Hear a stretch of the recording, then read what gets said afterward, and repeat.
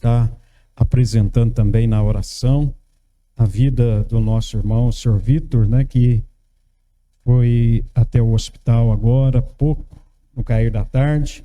Vamos estar orando para que Deus dê graça ao nosso irmão.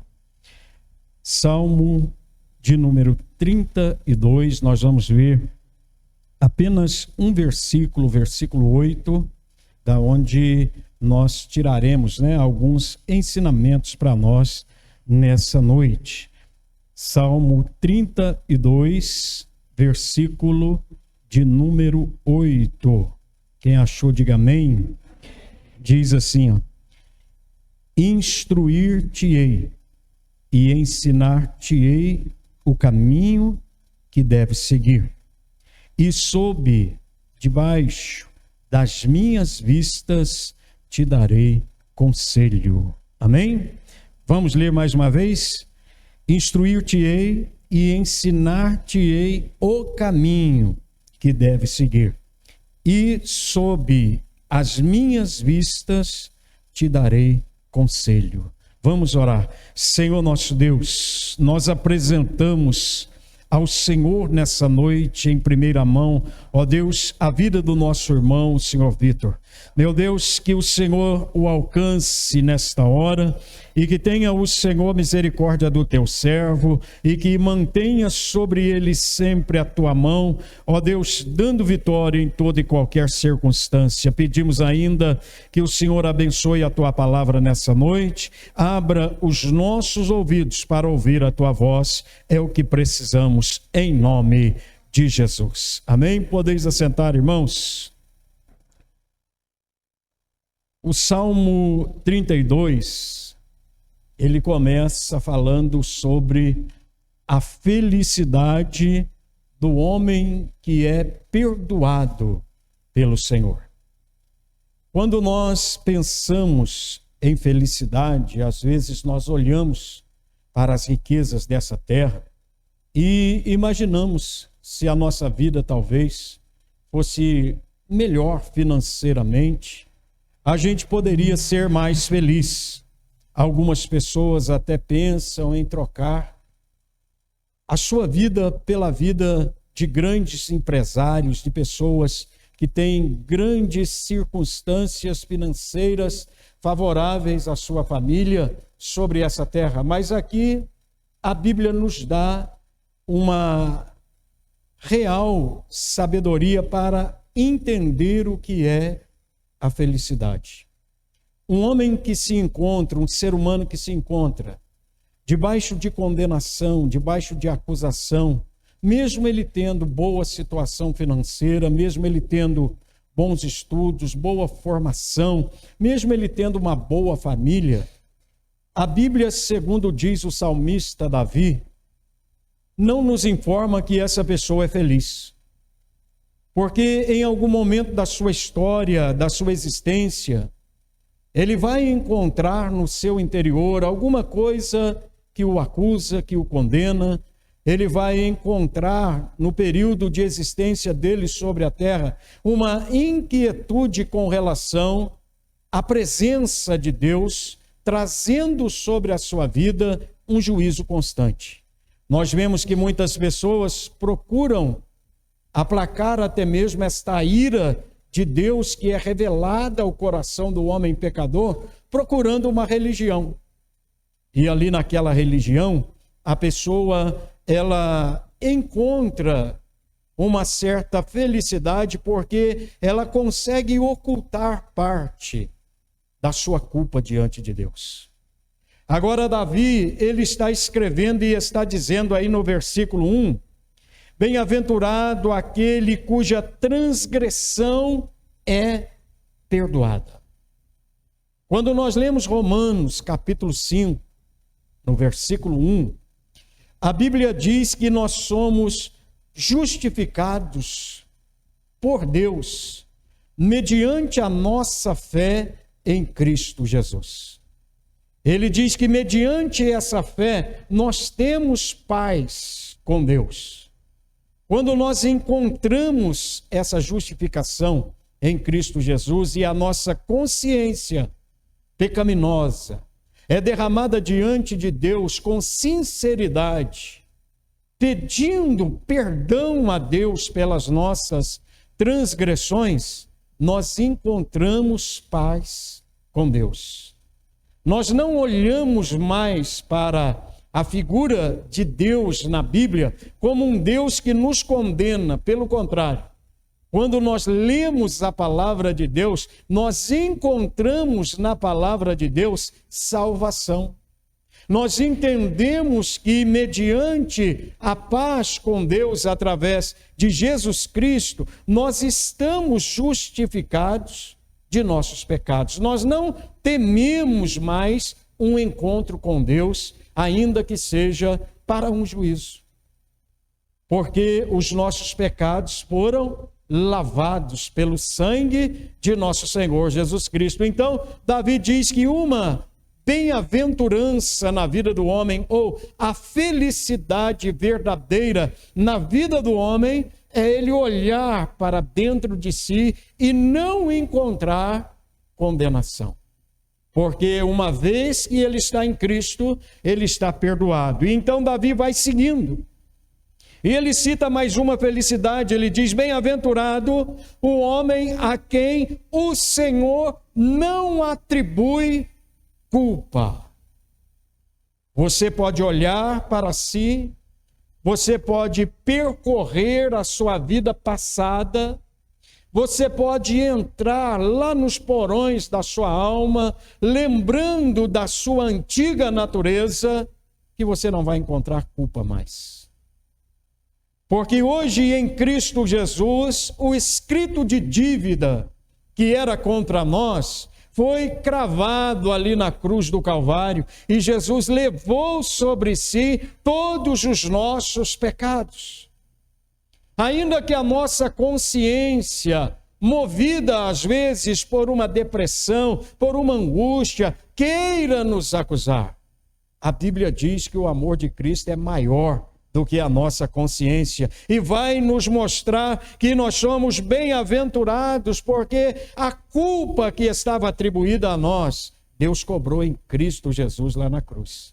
Então, quando olhamos para a cruz, nós entendemos que apesar dos nossos erros, diz o apóstolo Paulo, que apesar de sermos ainda pecadores, através de Cristo, Deus nos perdoou todos os nossos pecados. Então, essa alegria, o ímpio não pode ter. Essa alegria, aquele que não conhece a Deus, ainda que ele tenha prazeres momentâneos nessa vida, ainda que ele tenha deleites e alegrias constantemente nessa vida, a sua consciência não pode ter paz. A sua consciência não pode chegar diante de Deus admitindo salvação para aquela alma infeliz. Porque a alma que não foi encontrada por Cristo, que não descansou nas misericórdias de Deus em Cristo Jesus, ela não pode ser feliz. Ela não pode regozijar-se, deleitar-se na alegria que a cruz representa para nós. Na alegria que a salvação representa para cada crente. Então Davi diz que bem-aventurado é aquele homem a quem o Senhor não atribui culpa e em quem não há dolo, não há engano, não há cobertura somente de uma aparência exterior religiosa. É uma pessoa que age com naturalidade, que reconhece seus erros, que reconhece suas falhas, que reconhece a sua miserável existência e necessita sempre do perdão de Deus. Esse é aquele a quem o Senhor não atribui culpa. Esse é aquela a quem o Senhor não encontra no seu coração o engano. Ele não age enganosamente, ele sabe e reconhece que a sua natureza é aversa à natureza de Deus. Então, ele sempre está correndo em direção a Deus. E o salmista, ele vai desenvolvendo esse padrão de religiosidade, e ele diz assim, ó, enquanto eu me calei, enquanto ele se posturava como alguém que conhecia a Deus, mas a sua vida percorria os caminhos do pecado, ele diz assim, ó, meus ossos se consumiram de tanto gemer o dia todo. Porque o pecado, ele só vai encontrar resistência diante do sangue de Jesus. O pecado na nossa vida é algo que está interiorizado nessa natureza terrena. O pecado é o nosso maior inimigo, não é o diabo. O diabo, ele se vale da porta que o pecado abre. Sem a porta que o pecado abre, o diabo, a Bíblia diz assim, o maligno não nos toca. Então Davi, ele sabia que aquele pecado oculto e aquela aparência de santidade fazia mal para ele. Deve ser horrível uma pessoa representar uma santidade, mas dentro do seu coração viver a natureza do seu pecado. Davi, ele disse que até mesmo o seu mover diante de Deus em oração se calava, porque enquanto ele ficava quieto com relação às suas atitudes interiores, ele disse que o seu corpo, os seus ossos, pareciam ossos secos diante de um lugar deserto. Olhe bem, porque a tua mão pesava sobre mim de dia e de noite. O meu vigor se esgotou como o calor de uma terra seca. Não há força mais na vida daquela pessoa que, de certa forma, tem uma aparência de religiosidade. Não existe mais vigor dentro daquele coração que aparenta a santidade, mas o pecado lhe corrompe por dentro. É isso que Davi está dizendo. Até o momento que ele entende a sua natureza e diz, confessei-te o meu pecado e não encobri a minha culpa. E diz, confessarei as minhas transgressões ao Senhor e tu perdoastes a culpa do meu pecado. Mostrando que Deus é sempre misericordioso para conosco. Deus conhece a nossa natureza. E aí nós entramos em algo que Davi diz que aquele que isso faz, encontra em Deus. Encontra em Deus um caminho, encontra em Deus instrução, encontra em Deus uma supervisão em todos os seus caminhos, projetos e planos. Por isso, nossa vida em Cristo, ela não pode ser uma vida escravizada à velha vida, à velha natureza. A nossa vida em Cristo precisa ser uma vida como Pedro nos ensina na sua primeira carta, no capítulo 2. Que como crianças recém-nascidas, nós devemos desejar o genuíno leite espiritual, para que por ele nós devamos crescer cada vez mais na estrutura que Deus quer formar em nós. Então, para encurtar o nosso assunto, eu vou para o versículo 8, e a Bíblia diz, instruir-te-ei e ensinar-te-ei o caminho que deve seguir. A Bíblia fala de instrução e de ensino. É Davi mostrando que Deus oferece para nós não só um processo de instruir aquele a quem ele quer bem, mas também um processo de ensino. E isso nos mostra o próprio Senhor Jesus nas palavras de Mateus. No capítulo 11, no versículo 28, ele diz: vinde a mim, todos vós que estáis cansados e sobrecarregados, e eu vos aliviarei. Tomai sobre vós o meu jugo, e aprendei de mim, que sou manso e humilde de coração, e achareis o descanso para a vossa alma, porque o meu jugo é suave e o meu fardo é leve. Então, a palavra instruir oferece para nós clareza naquilo que devemos fazer.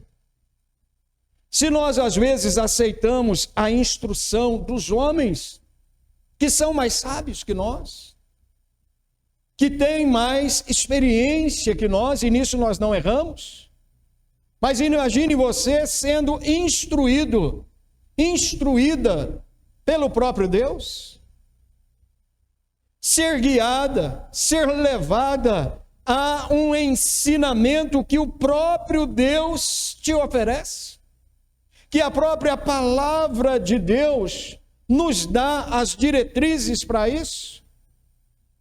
Davi, ele chega a dizer que essa instrução para ele era melhor do que o mel, era mais doce do que os melhores favos de mel encontrados.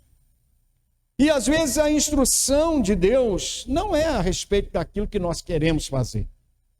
Às vezes ela vem contrária à nossa vontade, vem contrário ao nosso querer.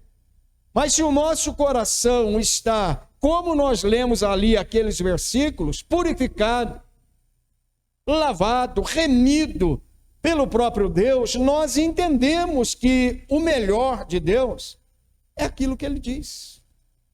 O melhor de Deus para a nossa vida, ainda que não sendo a melhor posição ao nosso ver, ainda que não sendo a melhor maneira de trabalhar como nós queremos, às vezes, fazer na nossa vida, é o que Deus oferece naquele momento para uma vitória completa em todas as áreas.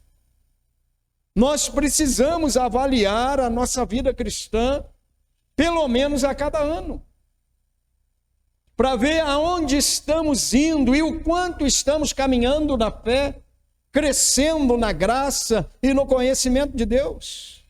Então a Bíblia diz que instruir-te-ei e ensinar-te-ei o caminho que deve seguir. O importante é notar aqui, irmãos, que a Bíblia não fala os caminhos que devemos seguir. Porque a própria Bíblia diz que há caminhos que aos olhos do homem, ou ao coração do homem, parecem caminhos bons, mas o fim deles são caminhos de morte. Agora, Deus oferece instrução e ensinamento para o caminho que deve seguir. Quando nós vemos essa palavra ou ouvimos essa palavra, frequentemente essa palavra é conhecida como indicar uma jornada, indicar um destino, uma caminhada a seguir, porém aqui vai mais ainda profundo o significado. Porque se nós lermos o profeta Isaías, no capítulo de número 55, versículo 8, Deus diz assim através do profeta: porque os meus pensamentos são mais altos que os vossos pensamentos, e o meu caminho é mais alto que os vossos caminhos. Quando a Bíblia fala de caminho, não é somente a jornada terrena.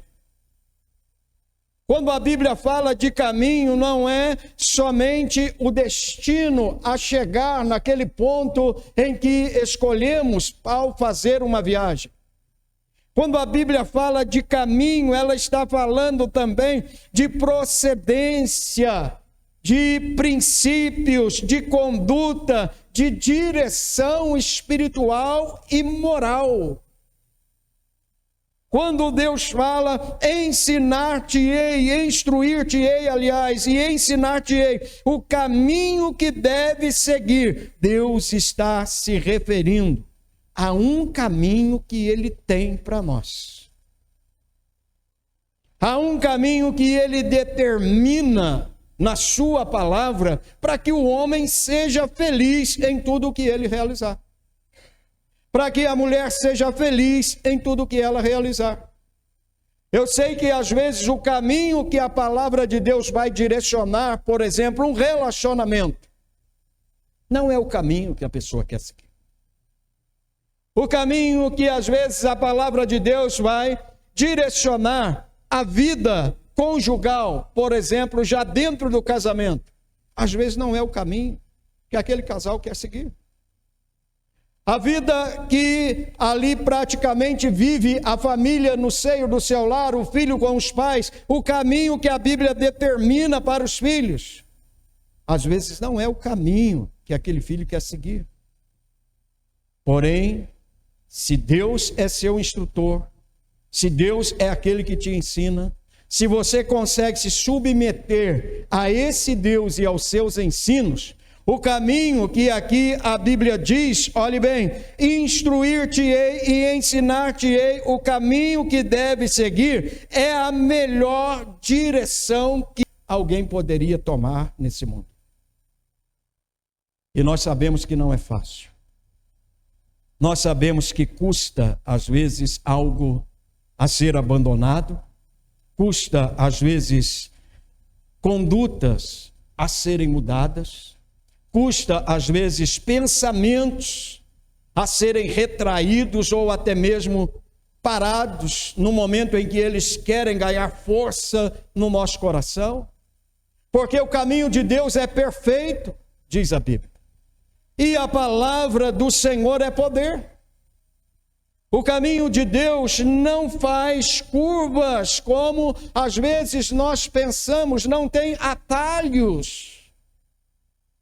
É um caminho de procedência reta, porque Deus não precisa esperar amanhã para saber o que vai acontecer. Ele não está esperando chegar o mês que vem para entender o que vai ocorrer no mês que vem. Ele já sabe todas as coisas. E se eu como servo, se você como servo e serva de Deus, conhece esse caminho implica na ideia de movimentar-se retamente, tanto no mundo físico quanto no mundo espiritual. É uma vida orientada pelos olhos daquele que conhece todas as coisas. Até parece que é fácil. Quando a gente já conhece um local, não fica fácil de se locomover até ele? Quando a gente não tem surpresas numa caminhada, já conhece de cor a estrada, não é muito mais fácil seguir viagem? É isso que Deus está dizendo.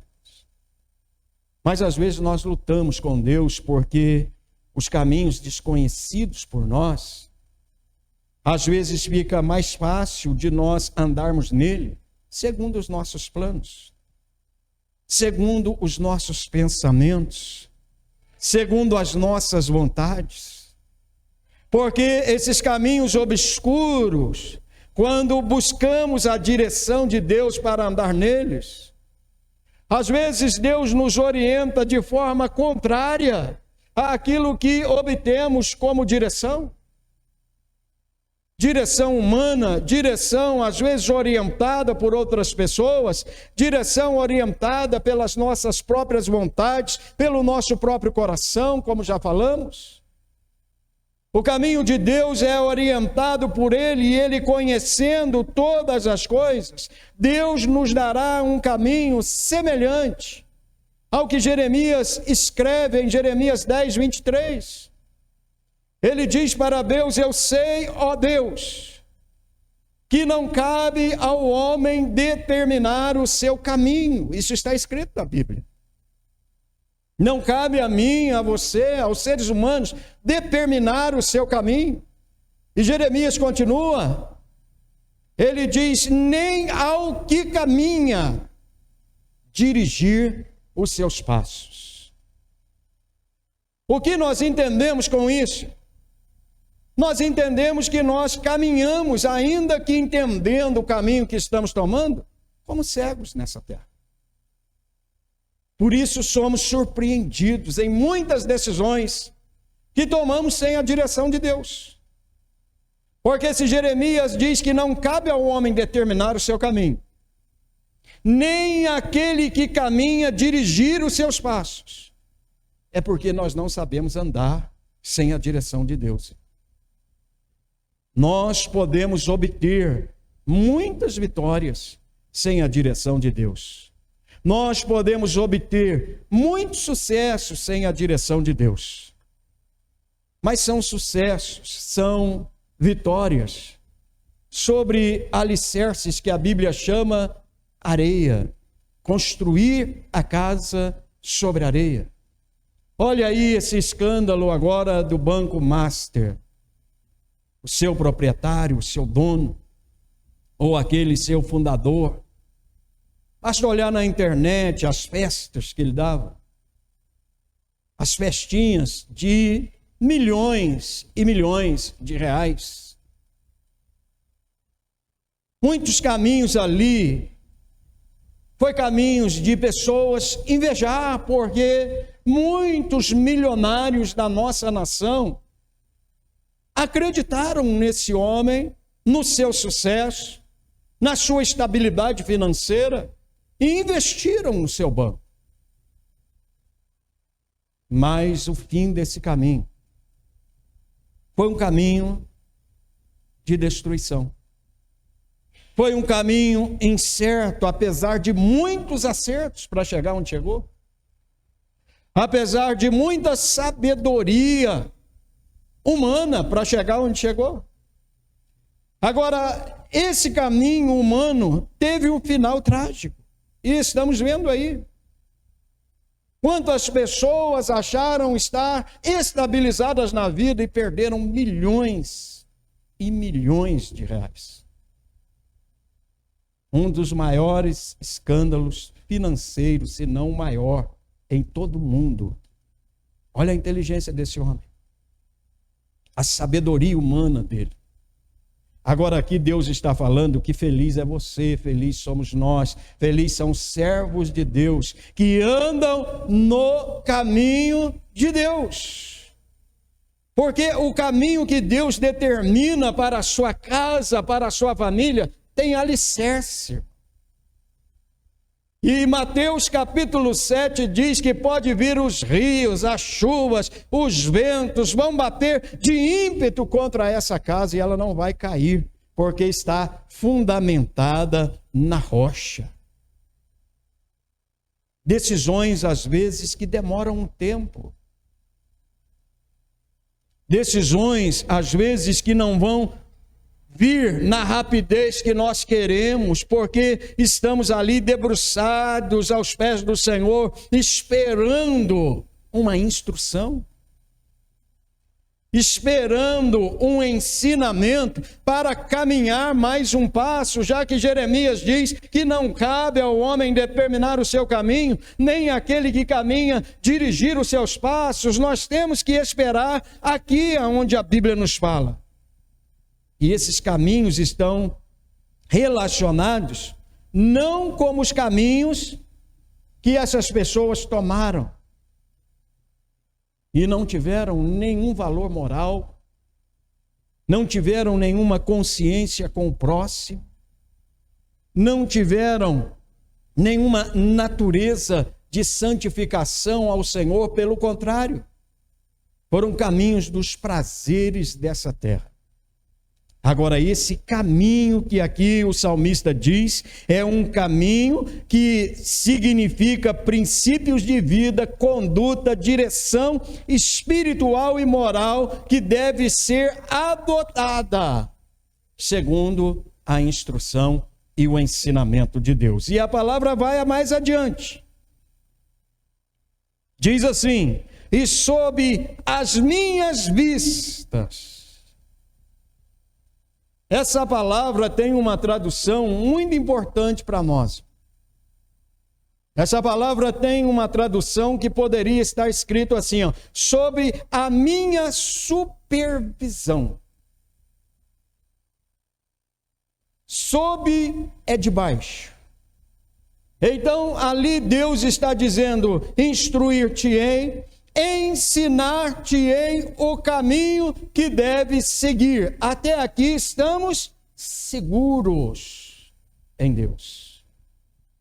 Ainda que essa instrução, esse ensino não venha com relação à minha vontade, eu submeto a minha vontade ao caminho que Deus quer para mim, e então vem a bem-aventurança a se completar sob a minha supervisão, sob a minha atenção, diz Deus. Você já pensou o que significa isso?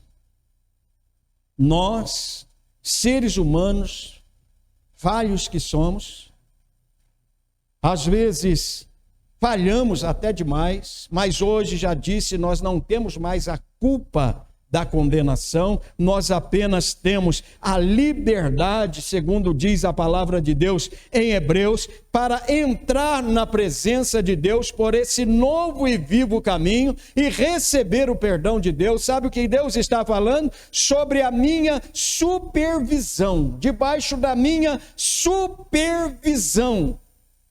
Imagine a segurança que é isso.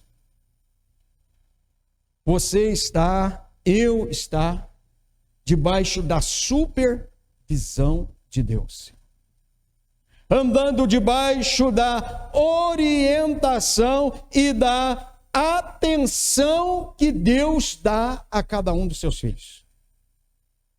Isso é muito significante para a nossa vida. Entender que Deus se importa com as suas decisões. Entender que Deus está atento para te orientar na melhor decisão para esse mundo, quando você busca Ele para decidir alguma coisa, para relacionar-se com Ele a respeito de algo que você quer. A Bíblia diz que é sob a supervisão ou sob minhas vistas. Deus está observando atentamente e guiando ativamente aqueles que seguem o seu caminho. Nós não estamos perdidos nesse mundo. Nós não estamos contando com a sorte para daqui a pouco, nem para amanhã, nem para depois de amanhã. Nós estamos andando debaixo da supervisão daquele que criou, sustenta e governa todas as coisas. Nós estamos andando debaixo da supervisão daquele que é todo-poderoso para fazer infinitamente mais além daquilo que temos pedido ou pensado. Você já pensou o tamanho dessa bênção para a nossa vida? Saber que aquele que conhece o começo, o meio e o fim de todas as coisas, Ele está atento às nossas decisões aqui nesse mundo. O salmista diz que apesar dele estar num alto e sublime trono, ele se inclina para ver o que se passa nos céus e na terra. É um Deus pessoal, é um Deus vivo, é um Deus que argumenta acerca das nossas decisões conosco. É um Deus que, debaixo das vistas dele, Ele insiste conosco, às vezes, para abandonar aquela circunstância que tanto queremos, porque o fim dela não é boa. É um Deus que às vezes insiste, incomoda, faz o seu coração palpitar para não fazer aquilo que lhe desagrada. É um Deus que debaixo das suas vistas Ele nos dá conselhos, irmãos. Isso é muito importante quando o salmista fala. E ele diz assim, ó, sob as minhas vistas te darei conselhos. Eu lembro desse salmo, irmãos, quando ainda não estava nem próximo da conversão. Uns 5, 8 anos antes, eu ganhei uma Bíblia, um Novo Testamento, daqueles gideões, né? Os gideões missionários. Eles ficavam na porta da escola e ali na saída da escola eles davam uma Bíblia pequenininha para cada pessoa que saía, para cada criança, adolescente. Também colocam essas Bíblias nos hotéis, motéis, lugares aonde tem frequência de muitas pessoas, eles deixam ali para serem entregues. E eu ganhei uma biblinha daquela pequenininha, e o mais precioso salmo para mim era o Salmo 32. Desde o dia que eu li esse versículo 8, essa palavra, ela me acompanhou até a minha conversão. Porque todas as vezes que eu errava, todas as vezes que a minha consciência me deixava depressivo, angustiado, esse versículo surgia dentro da minha consciência: instruir-te-ei, ensinar-te-ei os caminhos que deves seguir, e sob as minhas vistas te darei conselho. Esse é o plano de Deus para a salvação de todo aquele que nele vai crer, irmãos. É o propósito de Deus trazer para nós o seu conselho, a sua direção. Isso tem uma característica de orientar e planejar as coisas junto conosco. Muitas vezes não é errado, o namorado e a namorada planejam o seu futuro. Os noivos, os casais, as famílias sentam e projetam os seus planos. Agora, aqui a Bíblia está dizendo que Deus quer estar conosco no contexto de vida que estamos vivendo hoje, planejando conosco. O que muitas vezes nos deixa, às vezes, ali desorientados, soltos, às vezes até nos nossos planos e nos nossos projetos, é que não está nesse projeto, nesse plano, a segurança que Deus oferece. A estabilidade daquele que anda no conselho de Deus é diferente da estabilidade daquele que simplesmente professa uma religião. Então nós podemos ver que essa palavra de hoje para nós, irmãos, é uma palavra que não se resume a ser religioso apenas. Porque o religioso, ele vai procurar alguém que seja superior a ele. Você pode notar todas as religiões da terra. A religião principal do nosso país tem uma pessoa que, segundo eles, é infalível. E os pecados, ou até mesmo a extrema unção após a morte, precisa ser dada através de uma ordenança dessa pessoa. Então muita gente procura essas pessoas para seguirem os seus passos, para caminhar juntamente com eles, porque não conhecem ainda a Deus. Existem outras pessoas que vão buscar em situações até espirituais que não estão relacionadas à palavra de Deus, vão buscar a direção de espíritos.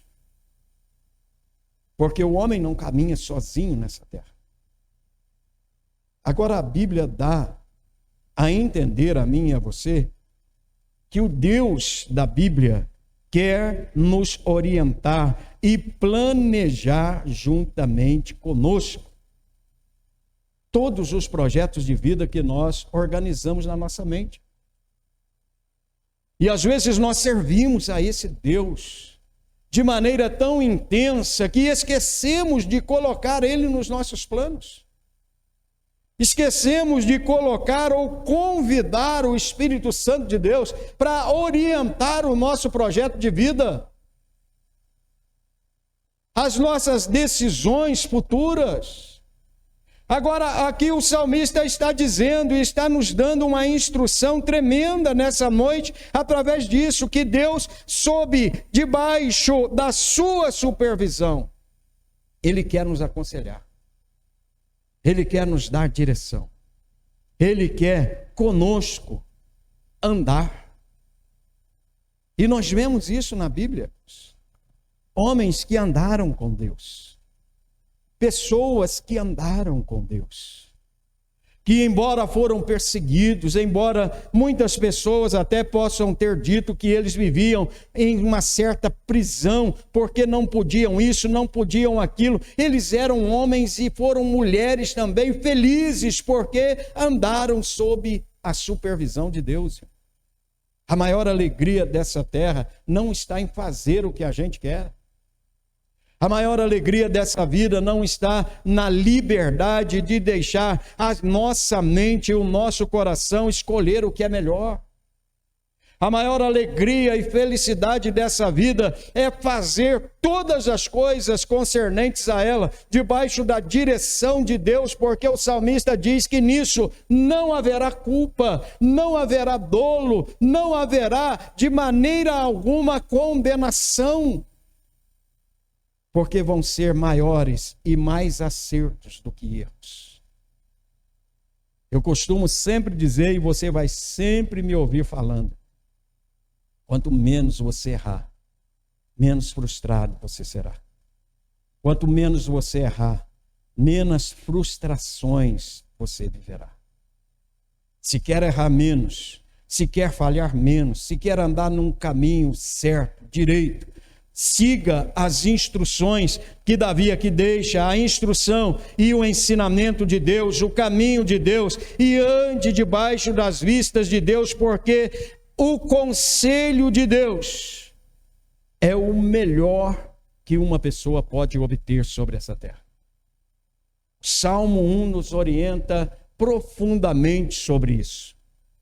Ele diz: feliz, bem-aventurado é o homem que não anda no conselho de ímpios. O conselho de ímpio vem sempre pregando uma prerrogativa que não consiste numa realidade de vida. A pessoa, como não conhece a palavra de Deus, a primeira prefiguração de conversa que ela usa é: se eu fosse você, eu fazia assim. Mas ela não é você.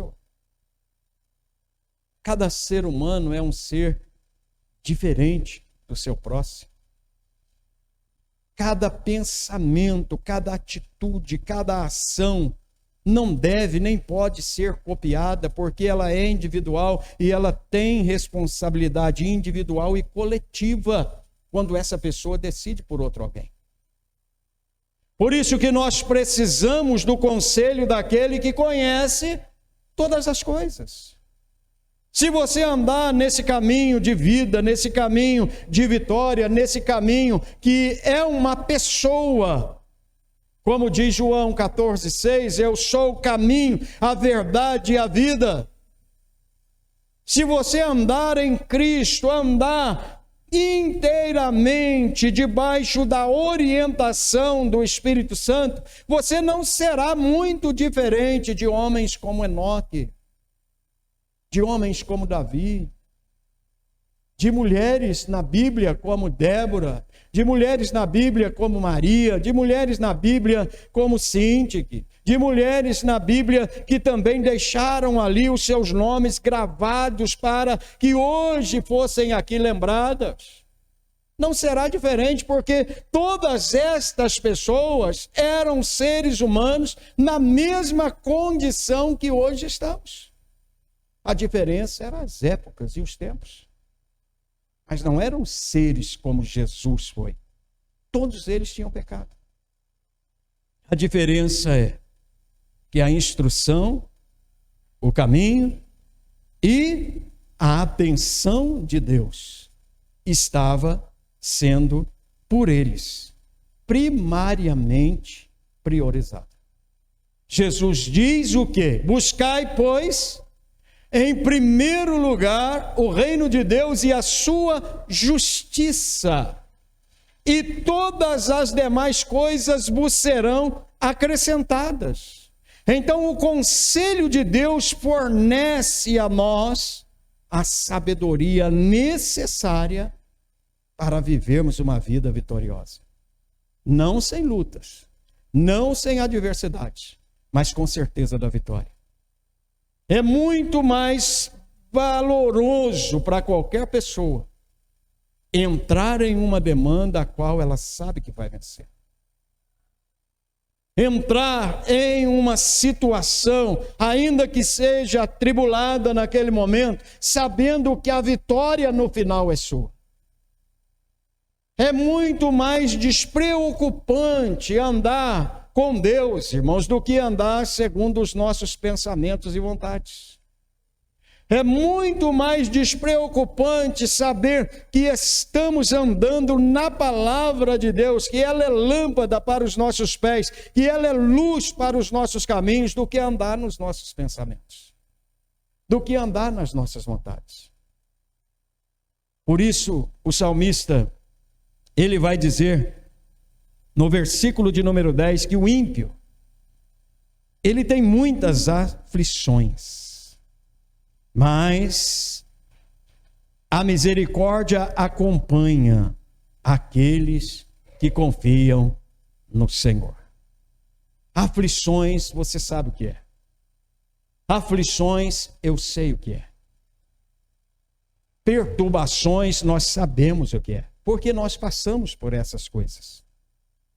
Misericórdia, às vezes, nós desentendemos o que é, porque às vezes não ouvimos falar, às vezes não estudamos para saber, às vezes não acompanhamos a escola bíblica, às vezes não entendemos a palavra, mas citamos ela, misericórdia, Deus tenha misericórdia de mim, Senhor, não é errado.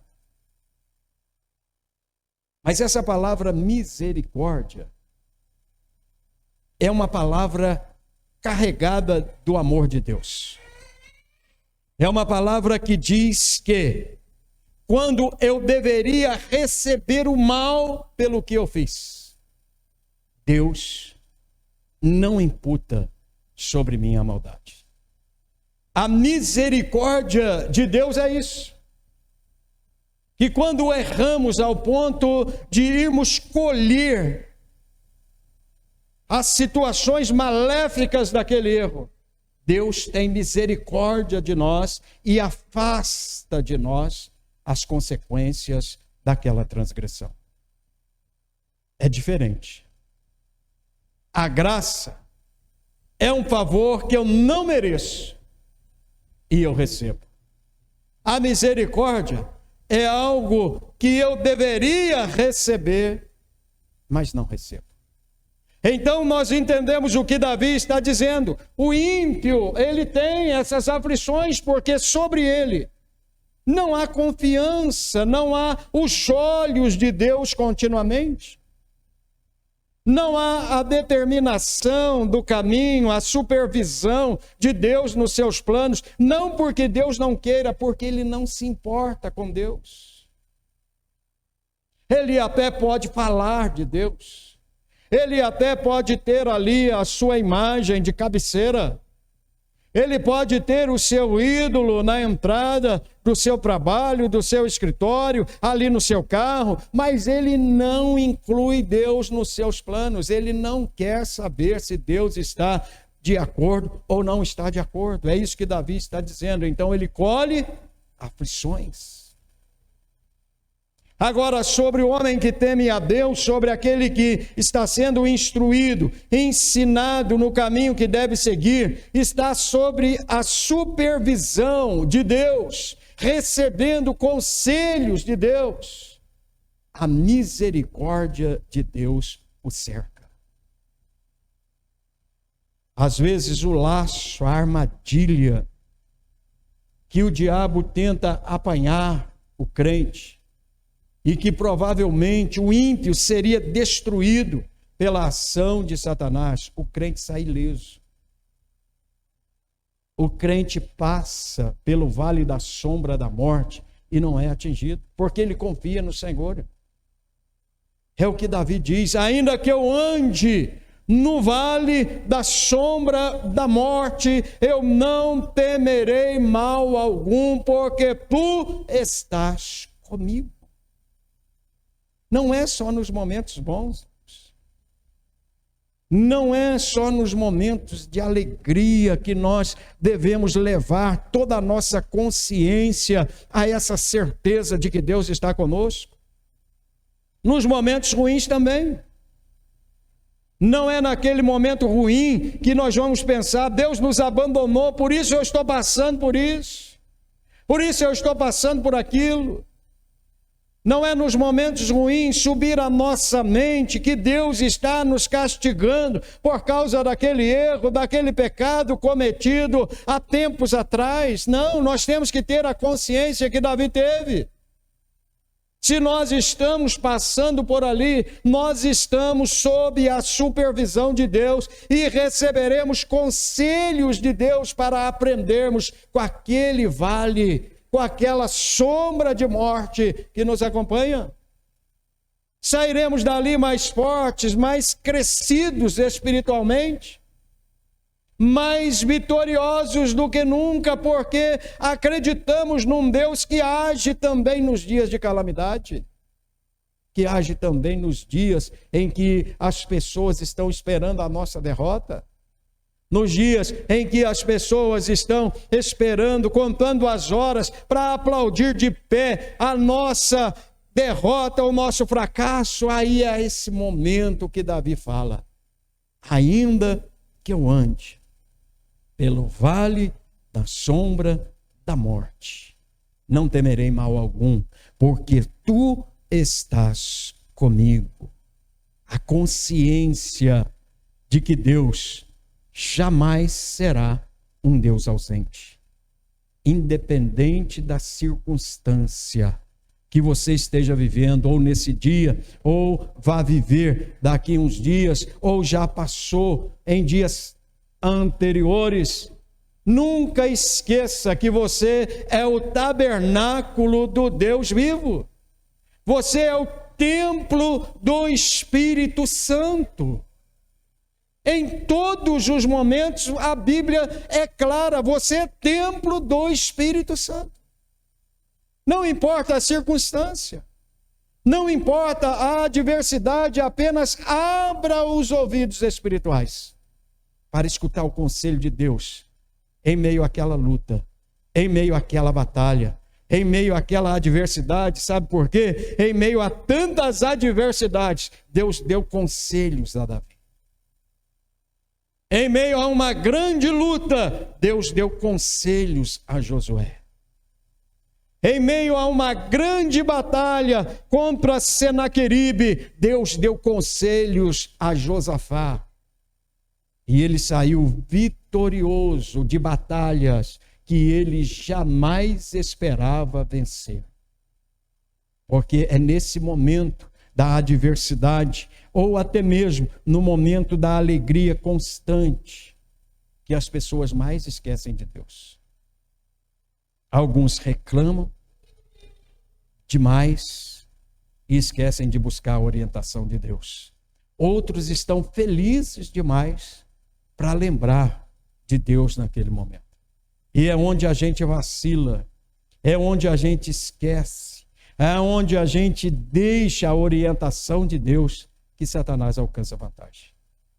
É ali naquele momento que nós priorizamos as nossas vontades, os nossos desejos, que Satanás ri e alcança tremenda vantagem sobre a vida do ser humano.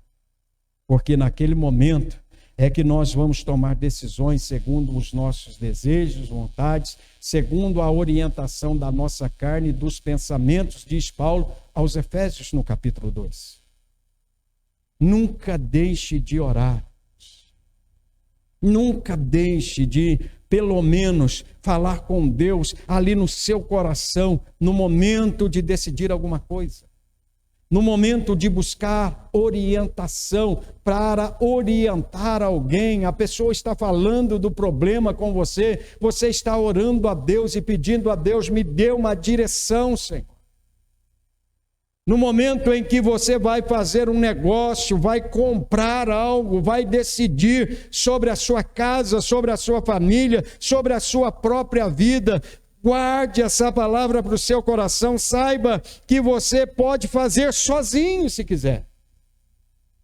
Mas se não quiser, a Bíblia diz que você está debaixo da supervisão de Deus para te dar um conselho.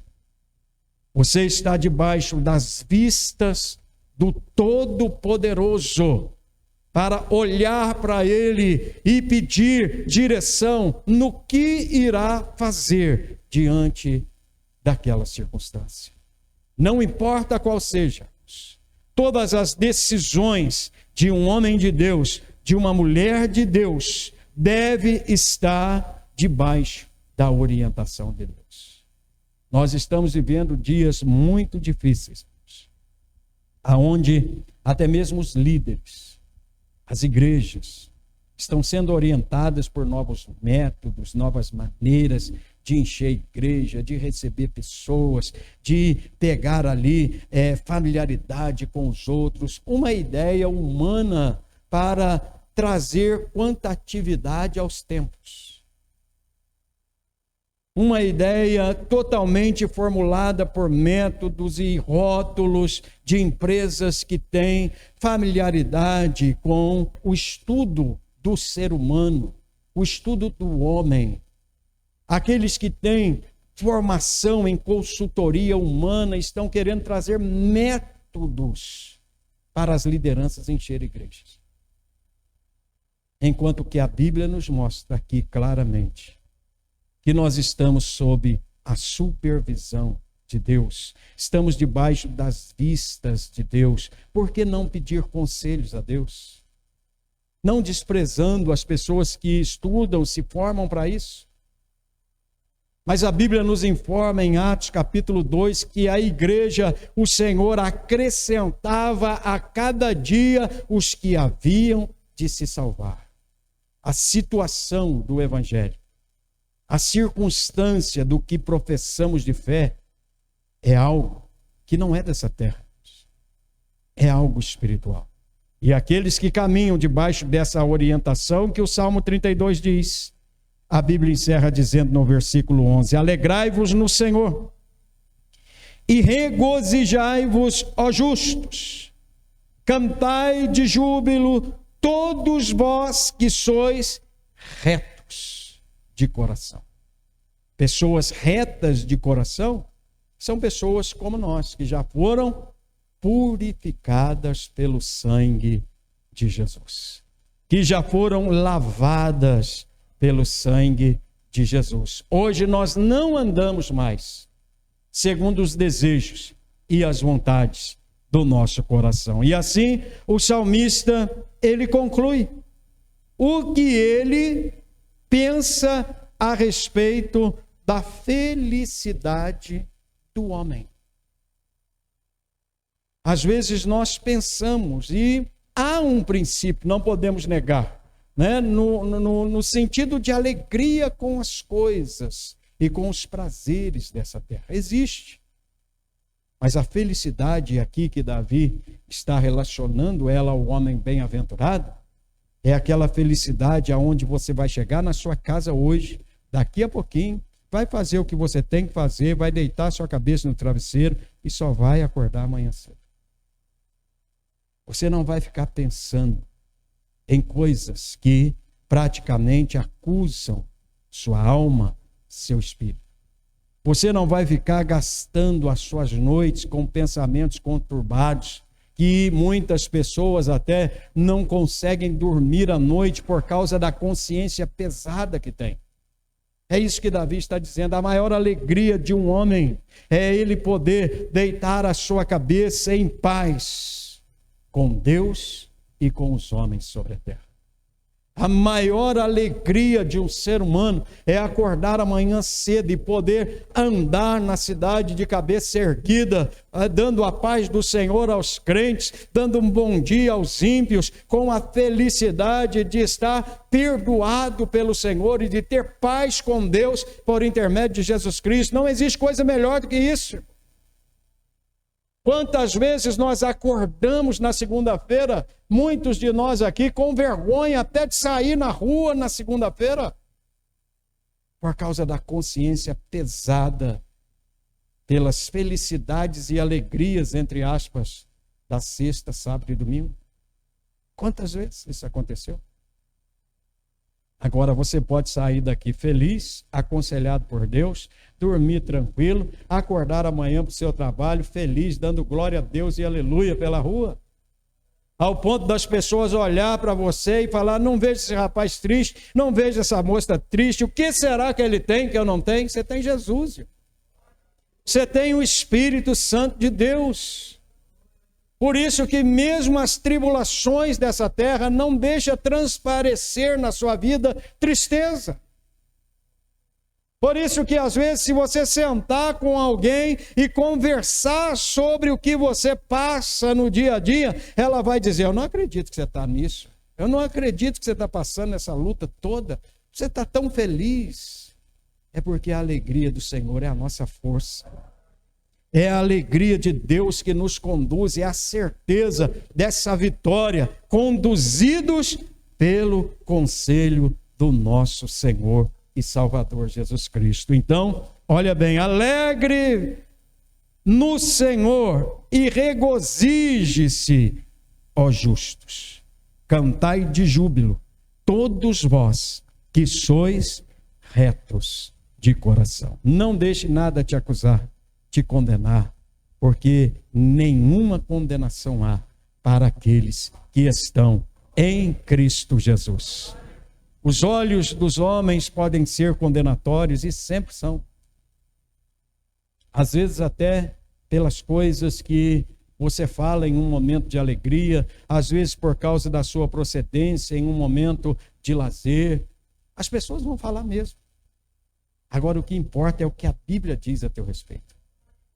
Que a Bíblia diz é isso, que a partir de Cristo nenhuma condenação há para aqueles que estão em Cristo Jesus. Amém? Eu vou deixar alguns avisos para os irmãos, vamos estar orando.